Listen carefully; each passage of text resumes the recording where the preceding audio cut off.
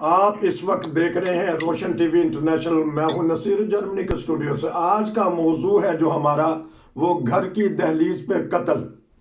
पाकिस्तान एक ऐसा मुल्क बन रहा है कि जहां क्राइम्स रोज बरोज बढ़ते जा रहे हैं। अभी आज ही की खबर है कि पुलिस बेबस हो चुकी है। कच्चे के डाकू जो हैं, डाकू राज बन चुका है। पुलिस ने एतराफ़ किया है कि हमारे पास जो असला है वो जदीद नहीं है, डाकुओं के पास असला जदीद है जो 3 किलोमीटर तक मार कर सकता है। जो पुलिस के पास असला है वो सिर्फ 500 मीटर तक उसकी मार जाती है।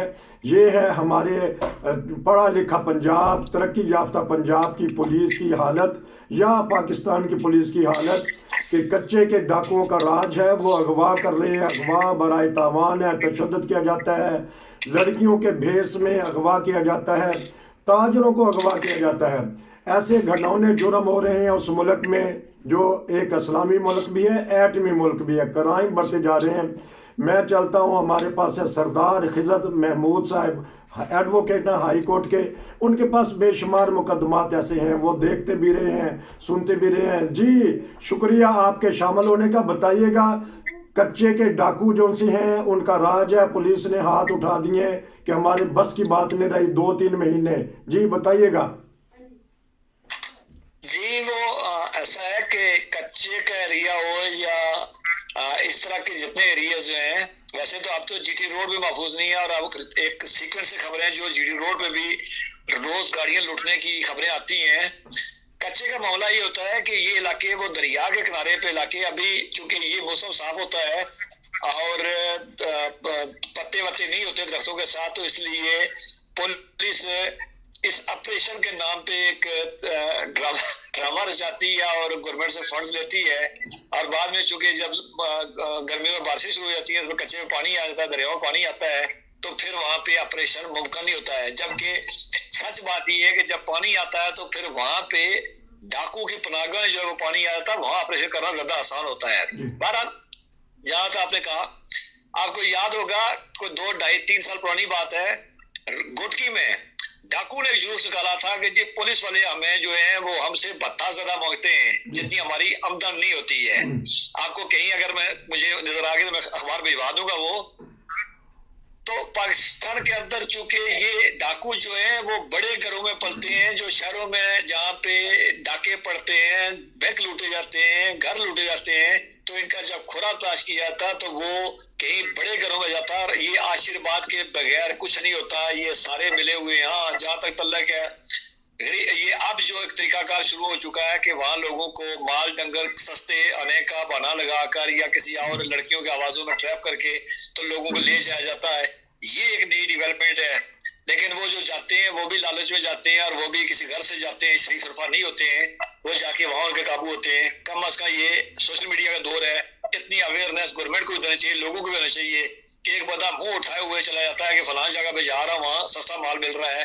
तो ये इस पे आपको याद होगा 3-4 महीने पहले बड़े अच्छी लंबी चौड़ी एक बात की थी कमर जुमान कायरा ने भी कि जी खदारा इस तरह के लोगों को ट्रैप में मत आए। चलता हूं मैं पाकिस्तान ये पता करूंगा कि अभी खबर चल रही थी कि अशारे पे गाड़ी रुकती है, अशारा जरा लंबा हो जाता है, वहां आके लूट लिया जाता है। और एक वीडियो वायरल हो रही है, एक बिजनेसमैन ताजर जो है कुछ लाख रुपए निकाल के आता है अपने बैंक से, उसके पीछे लग जाते हैं लोग। बताइएगा कि ये क्राइम्स क्यों बढ़ रहे हैं पाकिस्तान में। जी पाकिस्तान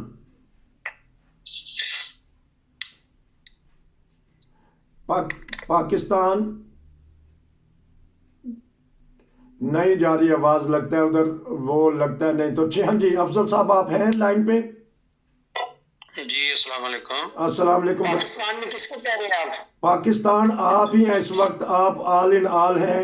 मैं आपने क्योंकि कुछ मुझे हदायत की हैं कि अच्छा, बात ये है पहले तो आपके जो इस वक्त साथी दोस्त हैं उनको मेरी तरफ से सलाम और दुआ। जी बात ये है कि जो बात हो रही है ना, डाकू चोर क्राइम्स वगैरह, तो मैं इस बात को समझता हूँ कि ये सारा जो है ना ये जुडिशरी का कारोबार है। अच्छा, हमारी अदालतें क्या कर रही है इस मुल्क की, जो सबसे बड़ा एक क्वेश्चन मार्क है। पकड़े जाने वाले पकड़े जाते हैं, क्वेश्चन मार्क ये है कि अदालतें जो है निचली स्टेज पे ही उनको फारिग कर देती है, कोई गवाह नहीं मिलता।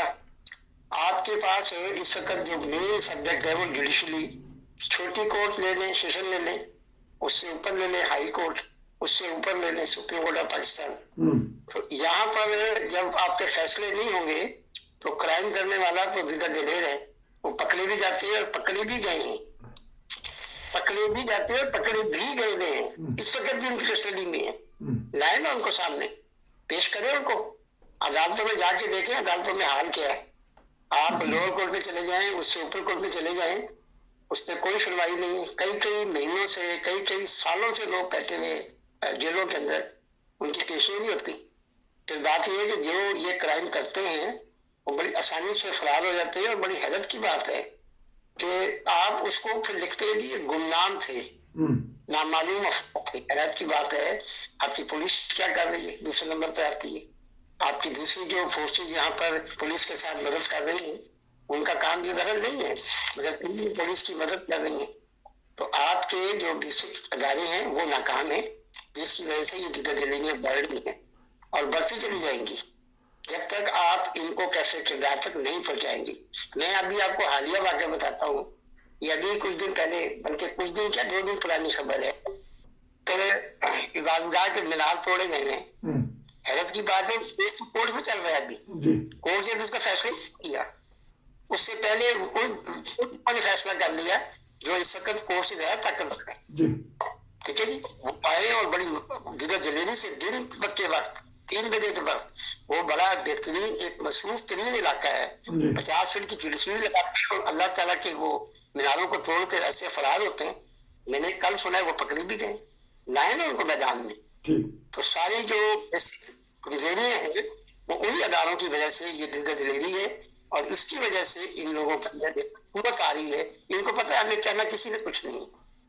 तो सारी बात है कि जब सजाएं सुनाएं ऑन द स्पॉट सजाएं। अभी मैंने एक खबर देखी थी कि तेहरान में एक वाकया हुआ, एक डकैती में एक ज्वेलर्स को लूटा गया, वो कत्ल कर दिया गया। उसी जगह के ऊपर, उसी दुकान के सामने तेहरान में उन तीनों को फांसी दी गई 10 डेज के अंदर। ये होता है इंसाफ। तो आप पकड़े ना वहीं पे दावे तो ये कर रहे 30 साल से 40 साल। मुझे याद है जब नवाज शरीफ प्राइम मिनिस्टर थे पाकिस्तान के, वो भी बड़े दावे करते थे मुझे जिस चौक पे वारदात हो, जिस चौक पे जराइम हो, उस चौक पे उसको फांसी दी जाए। तो कितने चौकों पे फांसी मिली अब तक इसमें। चले, अब मैं चलता।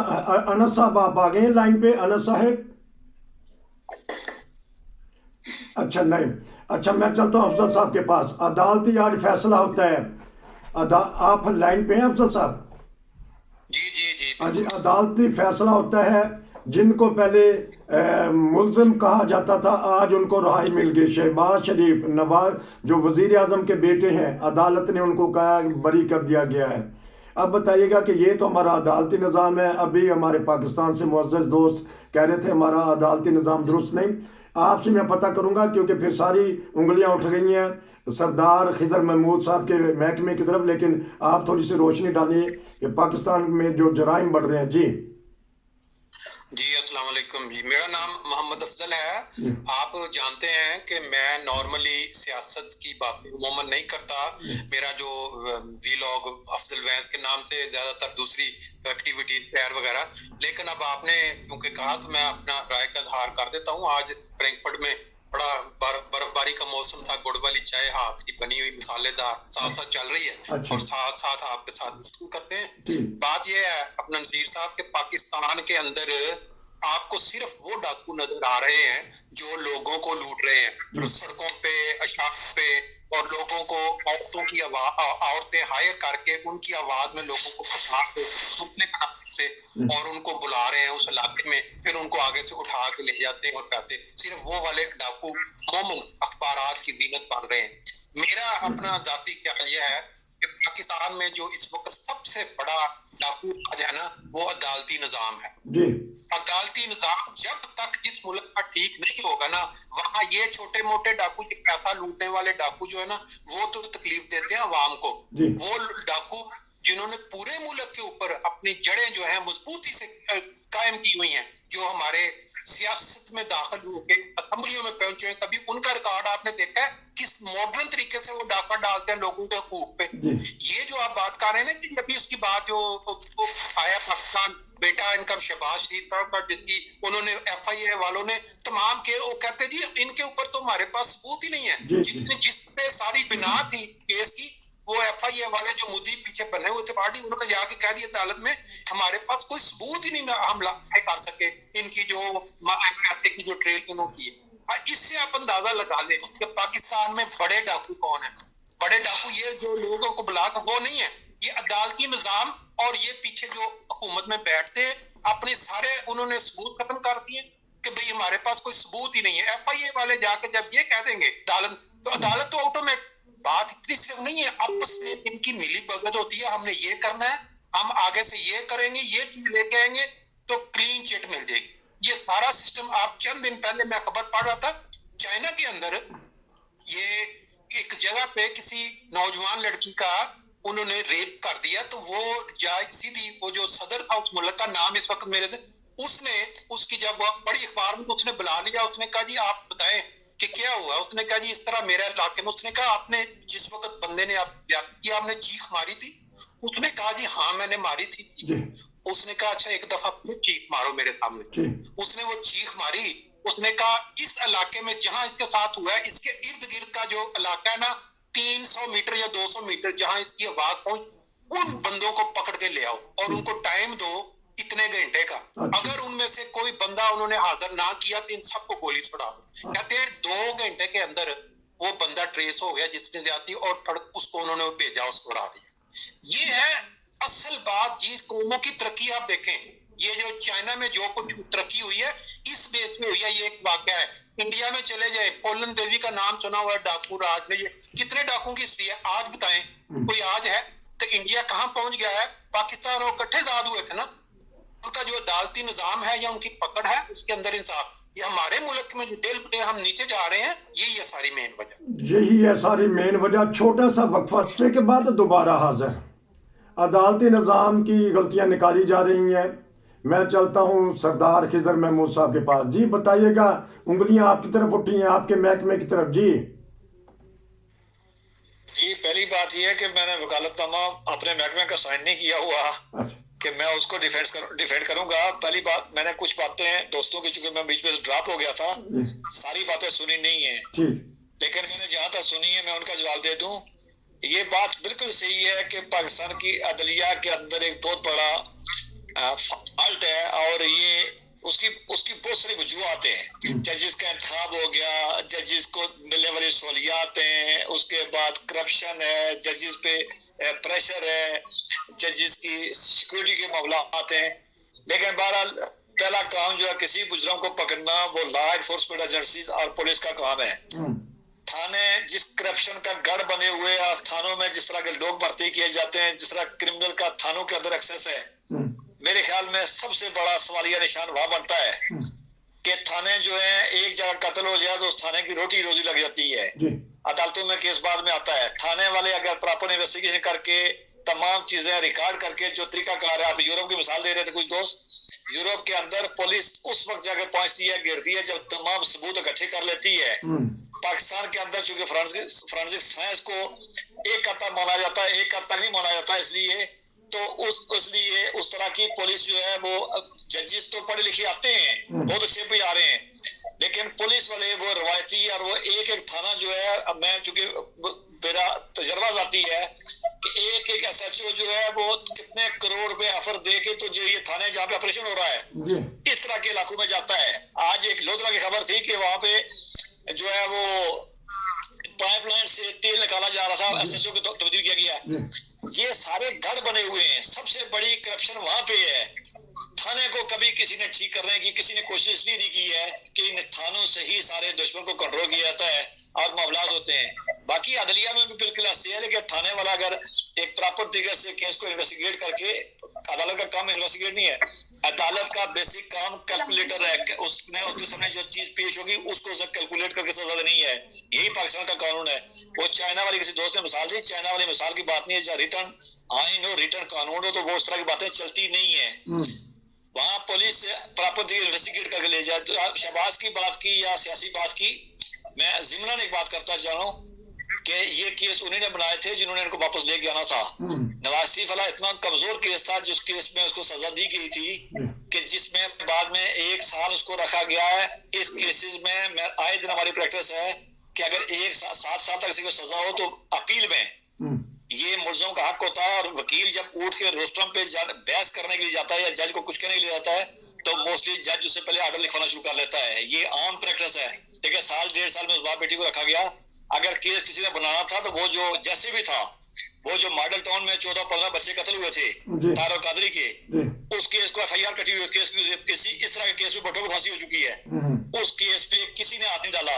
इसका मतलब है जिसने केस बनाए थे उसने सारी एक रेत की दीवार खड़ी की थी कि जब वो चाहेगा उस रेत की दीवार को। असल मामला वो जो पीछे बैठा हुआ हाथ है, शायद जिसकी तरफ हम हाथ करना नहीं चाहते हैं, ये सारा खेल रस्सियां वहां से लाई जा रही है, सारा खेल खेला जा रहा है। बाकी पाकिस्तान के अंदर अमन अमान का मामला, अभी पिंडी में एक बड़ी सी सोसाइटी में 2 बंदे मारे गए, फैसलाबाद में कब्जा ग्रुप ने 2 बंदे मार दिए। ये रोज की खबरें चल रही हैं, मतलब हर 10 मिनट की खबरें आ रही हैं। और ये कब्जा ग्रुप जितने हैं, ये जहां भी जाते हैं, जहां कब्जा होता है तो थाने का ये SP तक और DIG तक अपनी मर्जी का लेके जाते हैं। तो बहरहाल उस निजाम के अंदर करप्शन है और दीवारों पे लिखा कुछ और है और अंदर जो होता है उसमें सब वाकिफ है, उसमें क्या अंदर कुछ और होता है। चलता हूं मैं पाकिस्तान। जी बताइएगा कि पुलिस मुलव्वस हो जाती है जराइम में, बताइएगा इसका हल क्या करें। 1000 जी पाकिस्तान की हमारा मुल्क है, हमें बहुत अजीज है, अल्लाह इसको सलामत रखे, आमीन। असल बात पाकिस्तान का जो टर्निंग पॉइंट है ना, इसको दोस्त मेरे इत्तेफाक करें या ना करें, मर्जी उनकी, 70 के बाद खराब हुए जी। जब आप लाए अवामी नुमाइंदों को असेंबली में उठाकर, असल में ये असेंबली जो आई है ना, बिगाड़ यहाँ से शुरू होता है। इन लोगों ने थाने खरीदे नहीं, इन लोगों ने थाने खरीदे नहीं, ये ताकतवर लोग हैं, इनके पीछे बड़े बड़े लंबे लंबे हाथ हैं। ठीक है जी। हेलो, हाँ जी बोले आवाज आ रही है। आप मुझे बताएं एक SHO तो बनता ही इन्हीं की वजह से कि पावर, आवाज आ रही है आपको? हाँ जी आवाज आ रही है। अच्छा, उसकी पावर इन्हीं की वजह से, ये आने के बाद निजाम बिगड़ा है और फिर बिगड़ता चला गया है जी। इनके जोरे बाजू पर SHO आते हैं, इन्हीं के जोरे बाजू से आगे सिस्टम चलता है ऊपर तक। मगर मेरा सवाल फिर वहीं आके रुकेगा, वो अपनी जगह। पाकिस्तान 4 पिलर पे खड़ा है। पहला पिलर पाकिस्तान का जुडिशरी है जी, दूसरा पाकिस्तान का पिलर प्रेसिडेंट ऑफ पाकिस्तान है जी, तीसरा पाकिस्तान का पिलर एस्टेब्लिशमेंट और चौथा प्राइम मिनिस्टर। ये 4 पिलर इसमें पाकिस्तान खड़ा हुआ है। अगर हमारे इंसाफ के अदारे, बेसिकली इंसाफ के अदारे, उनके पास जो केसेस पड़े उनको गौर से के जो उनके पास पड़े इस वक्त थोड़ी सजाएं तो दें, निचला निजाम खुद घबरा जाएगा। एक अफसर जब आता है ना ऑफिस के अंदर, नया अफसर सरकारी, तो वो आगे कहता है मैं सुबह 8 बजे देखूं लोगों को, वो 7:45 बजे खुद पहुंचता है। तो फिर स्टाफ कहता है नहीं, जब ये 7:45 हो सकता है तो मैं 7:30 आना पड़ेगा। बेसिकली वजह क्या हो रही है? वजह ये हो रही है कि ये सब चीजों की खराबी का जो बायस है वो यही लोग सारे हैं। और आप कहते हैं दुरुस्तगी, हाँ दुरुस्तगी हो सकती है अगर इनके दिल में ये खौफ आ जाए कि हमने अपने मरने के बाद जवाब देना है अपनी जुडिशरी के कामों का। जब इंसान के दिल में ये खौफ पैदा हो जाए ना कि मुझे जवाब देना है, मैं आंसरेबल हूँ इस दुनिया को नहीं और उस रब्बुल आलमीन के पास जिसके पास मुझे जाना है, तो खौफ चले ठीक हो गया। अब अफजल साहब हैं कि नहीं? अफजल साहब हैं लाइन पे कि नहीं? लगता है वो भी ड्रॉप हो गए हैं। बहरहाल ये था आज का प्रोग्राम नाजरीन, दहलीज पर कत्ल और इसके मुहर्रिकात। आप तीनों भाइयों का बहुत शुक्रिया। इंशाल्लाह दोबारा मिलेंगे किसी नए मौजू, नए टॉपिक के साथ। नसीर को इजाज़त दीजिए। अस्सलाम वालेकुम।